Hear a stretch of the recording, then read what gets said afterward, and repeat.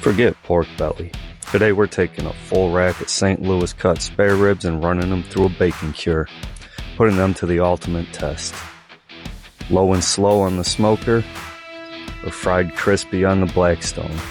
Make sure you check out my homemade bacon video as well. So bacon comes from the pork belly. The spare ribs are attached to the pork belly. Can we turn a rack of spare ribs into bone-in bacon? We're gonna find out. Let's get to it. And to get that true bacon flavor, we're gonna need to cure it just like regular bacon. It can be a 5 to 7 day process. Now to make them St. Louis cut, we gotta trim them up a little. I like taking the end of each bone off, square them up, and then I cut the rib tips off. Work your knife under there to pull that membrane off. Sometimes it takes a little bit, sometimes you get it on the first try. Them rib tips make for one tasty snack. Now let's mix up that cure. We're going in with salt, curing salt, brown sugar, some black pepper. Give that a good mix, and we're going to start covering the ribs. Make sure you stick around to the end to see if this whole process is even worth it. So now we're just going to spread the cure over the top, about half of it. Once it's covered, pat it in, spread it out so it covers the whole top. Then we're going to flip it, get the bottom side, same thing. And you can get a little side on the edges too. Now we're going to bag it up, get it vac sealed, and it's going to start its 7-day nap in the fridge.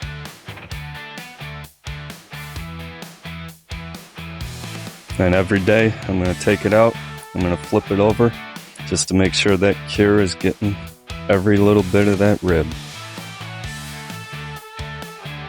Now look at that color. You can tell the cure worked pretty good to cure that meat. So now we need to rinse off excess cure so it's not too salty, and start the process of seeing which is better. Low and slow smoked, or Blackstone fried hot and fast. I'm actually going to put it back on the wire rack, put it in the fridge uncovered for one more night to help build that pellicle. Pellicle will help attract a lot more smoke once we get it on there. So it's been a day. Let's throw it on the smoker. We're going at about 180 to 200. We're not trying to cook them. We're just trying to get some color and some good smoke. And look at that. Once the internals hit 150, pull them out, let them cool. And we're actually going one more day in the fridge. Next day, we're just going to slice them into individual bones.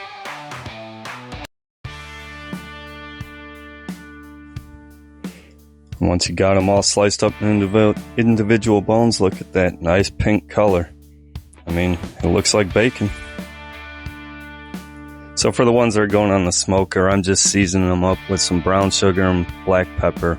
We don't want any more salt on them at all because they sat in a salt cure for 7 days. So let's get them on that smoker, and here we go. Now we're rocking the smoker at about 275, 300 until they're done. Look at the pullback on some of them already. Now while those are smoking, let's get the second half on the hot Blackstone. Now we're checking on the smoked portion of those ribs. Look at that color. Oh man. Well, they've hit about 195, 200 internals. Time to get them off, let them rest. Now back to the Blackstone fried bacon ribs. Look at the color on those. I got the temperature set to low. I just don't want to burn them. Never done this before, but it looks like bacon. It smells like bacon. So hopefully these turn out good and they're not tough. Now they got some good color on them, got a little bit of pullback, and they've also hit the same internal temp of 195 to 200. Let's get them off, let them rest. Moment of truth coming up. Man, look at the color. It's a little sticky from that brown sugar. Here we go. Savory, salty, sweet. Got a nice bite from that pepper and that cure. I'll be damned. Tastes like bacon. Now here we go for the experimental one. the Blackstone fried bacon ribs. Oh wow, I'll tell you what, it tastes like bacon, not as crispy, but man is that good. So let's recap. Mix the cure, apply the cure, vac seal the ribs, flip them every day, rinse the cure off, smoke them 180 to 200, season them, throw them back on the smoker 275, throw the other half on the Blackstone, low heat, and enjoy. So final verdict, they both killed it. It just depends what kind of profile you want. If you like this video, hit that subscribe button, that like button, and check out my homemade bacon video. I also have some bacon burn-in videos coming out. And let me know if there's anything in the comments that you'd like to see me try and cook. I'm Dan, your off-duty cop with on-duty flavor. And as always, keep making bacon.